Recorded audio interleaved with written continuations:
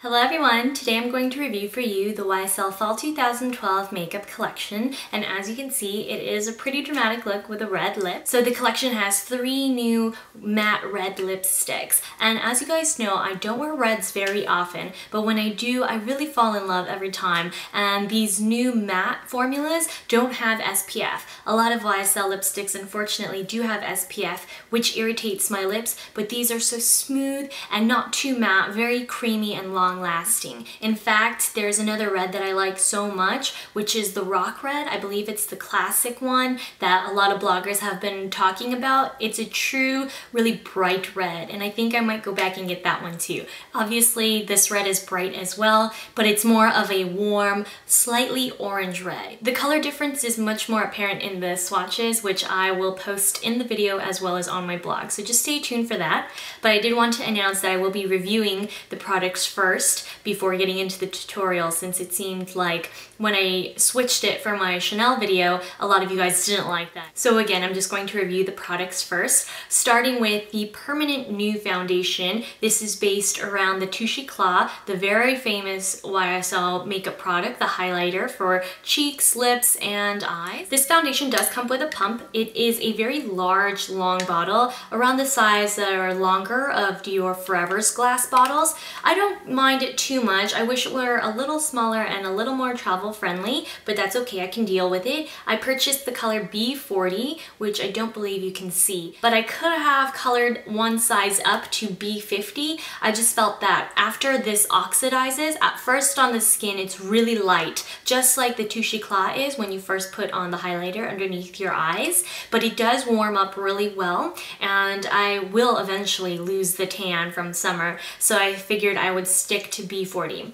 It's great for normal skin. I think for oily skin, even though the coverage is pretty good, it's sheer to medium buildable. I wouldn't say that it's a full medium foundation. It definitely has a really natural look. It reminds me a lot of Makeup Forever HD's foundation, except thicker in consistency with similar amount of coverage and a little better for oily skin. Now for the limited edition products. I'll start with the eyeshadow quad, since that's what I'm wearing today. I'm wearing all these products in the tutorial, and you'll be able to see the texture, how they blend, what they look like on my skin tone. That's the whole purpose of the tutorial, really, just so that you can see the products in action. Now, my quad is already a mess because I used some of the colors wet. Don't be afraid of mixing these eyeshadows with water though, because that's what they were intended for, wet and dry. They actually lose that glitter pigment once they're used wet, but when they're used dry and you combine the textures, it creates a really multi-dimensional eye look, which is what I tried to show you today. There was another palette released, a matte with 2 navy blues, a deeper navy blue and a slate gray,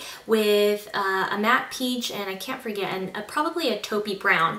But I passed on that one and went with the more popular khaki one instead, just because I thought it was more flattering to my coloring and the model in the ad campaign was wearing it. And this is actually probably one of my favorite wet dry pure chromatics eyeshadow quads from YSL. I do believe this is limited edition, and I highly recommend that whether you're fair or really tan or in the middle like me, it's a pretty flattering way to wear greens. Khaki is a very safe color and it complements almost every eye color, so definitely give this one a try. Now for the Dare to Glow highlighter. I was actually really looking forward to this product, and it is every bit as smooth and texturally perfect as YSL almost always is. However, for me, I just don't think it's a complete must-have because I prefer powder highlighters. This does look very natural on the skin. It melds in so well. It's very smooth and almost moussey. I personally don't think it's a must-have just because I'm already wearing a luminous foundation and the Touche Eclat gives me enough of a highlighting effect as is. So last but not least, my favorite part of the collection, the red lip. I never have actually favored a red lip before, but this is one of the few YSL lipstick formulas that doesn't make my lips peel. Unfortunately, my lips react quite badly to a lot of the SPF in YSL's lipsticks, but this formula is incredibly buttery, it's creamy but matte, and the staying power is quite good. I actually ate dinner yesterday with this lipstick on, and it lasted through noodles and vegetables, so it's not too bad, and it's easy to reapply because the lipstick spreads so easily. And now last but not least are the nail polish swatches. First we have the very popular another khaki color to my right and you're viewing left. This color is like a cross between Chanel Khaki Vert with Chanel Particulier, and I actually expected this color to be more green and less brown, but it actually is a slightly green tinged brown. So I don't love it, although it was quite perfectly smooth in 1.5, 2 coats. Honestly, I think 2 coats is perfectly opaque. It's nice and thick, but spreads really easily and dries relatively quickly. Now for the red, I actually wasn't quite impressed by this one. It pooled a little bit to the sides and it was much more of a cranberry red going on. I think once it dried, it looks more like Chanel's Rouge Noir, which is actually a very difficult color to find. It's more of a brownish red, and in the same tone, they both look darker than what I initially expected them to. But they're both nice. I just think that the formula of the khaki one is better. Now for our last couple words before we get started with the tutorial. I don't adore the Teint Touche Eclat foundation. I think the coverage could be better. It looks, however, very supremely natural, even more natural than I expected. So I do think it's a great foundation for those of you who don't like the heavy foundation look. And it's pretty good for all skin types. And unless you absolutely love highlighters, I can't positively say that you'll find the Dare to Glow to be worth every penny of $40, but it is a very nice, creamy, natural looking highlighter as well. And for the last 2 products that I really love from the collection, the eyeshadow palette and the red lipstick. Some people may find that the lipstick is everyday fare if you already have great red lipsticks in your collection, but admittedly the khaki eyeshadow palette is not one that you see every day, so I highly recommend you go check these 2 products out at the counters and see for yourself if you really think they're worth it. Now, without any further ado, let's get started with the tutorial. I'm actually going to use the new Sigma F88 flat angled kabuki brush to apply my foundation. I'm going to spray some Max Fix Plus on my brush. I'm going to start covering up the center of my face and blending the foundation out. The foundation does look light against the skin when I first apply it, but it does oxidize quite well. I didn't want to go all the way up to B50 because I know my tan will fade eventually in the next month or 2, so I didn't want to be stuck with a bottle of really, really dark foundation. But as you can see, the coverage of the foundation is quite good. That was 1 pump on the entire left side of my face, so you're viewing right, but I do think it covers pretty well. Obviously, it just depends on how much coverage you like, but I personally find it a really great foundation for normal skin. I would say right now the coverage is between sheer to medium, so I'm just going to add 1 pump, or like little less than half a pump, or a little more than half a pump to the center of my face and build the coverage around the cheeks where I need the most coverage. The extra foundation layer should yield perfectly medium coverage around the center of my face and then sheer coverage everywhere else. Now, of course, I can't forget my Touche Eclat to go with my Touche Eclat foundation. And I'm using, again, another Sigma brush. This is the Precision Flat Angled P88. And I'm just using it to get around the contours of my eyes. And now to illuminate the complexion a little bit more before we move on to the eyes, I'm going to use the Dare to Glow highlighter in Tempting Gold. This is number 1. And I'm just going to pat it on top of my cheekbone. And this is going to give us a nice gold highlight.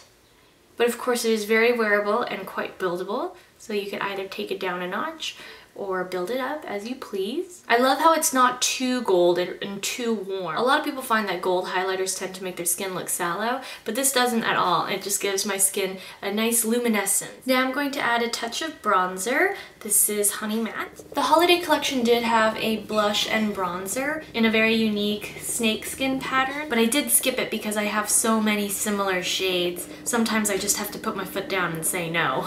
Now we'll get started on the eyes. I'm just going to brush out my eyebrows and remove any excess powder. And today, to match the ad campaign, my brows will be brown. As you guys know, generally I like to wear my brows gray as their natural color, but today I'm going to use MAC's Lingering Brow Pencil. I just use short light strokes, starting with my bald patches. Then I'm going to take MAC's Coquette eyeshadow and bring some more definition to the brow. Now I'm going to take my By Terry Eye Primer and prime the entire lid. We're going to start with the lid color up here. First by spraying a little bit of Max Fix Plus into the pan. Then I'm going to take the plastic applicator and mix up this shadow. It's going to turn into a paste of sorts, more like a creamy eyeshadow. And I'm just going to spread this all over the lid.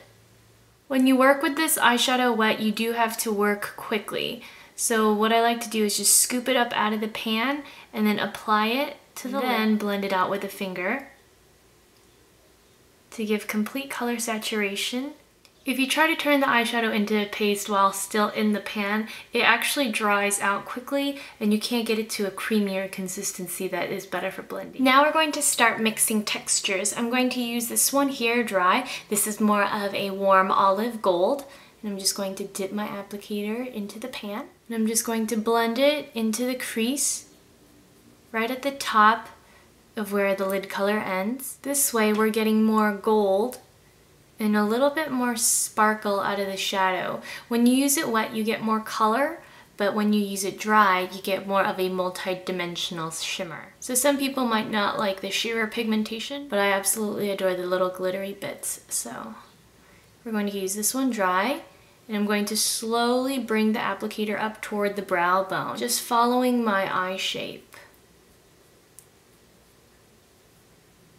Now I'm going to flip the applicator over and dip it once more into a dry part of the lid color. And I'm going to add just a bit more color to the outer corner, the outer V.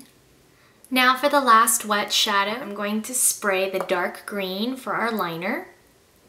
Taking the opposite end of our plastic applicator, I'm going to mix up that green shadow for our eyeliner. So even though it may be a lot of trouble to do this, I highly recommend you try it anyway.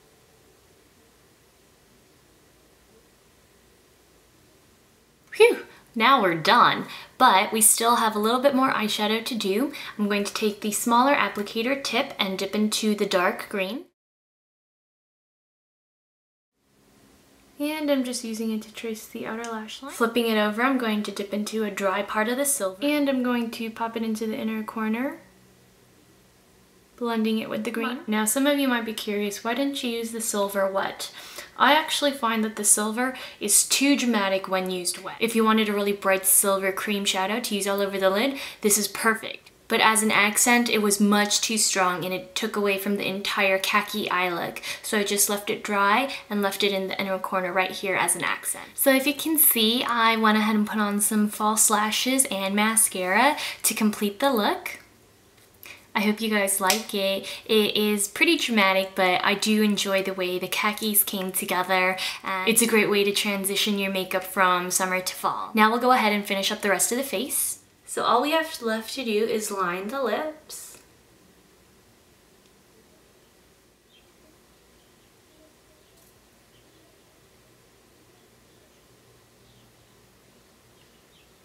And this lip liner will prevent our red lipstick from feathering or smudging around the edges.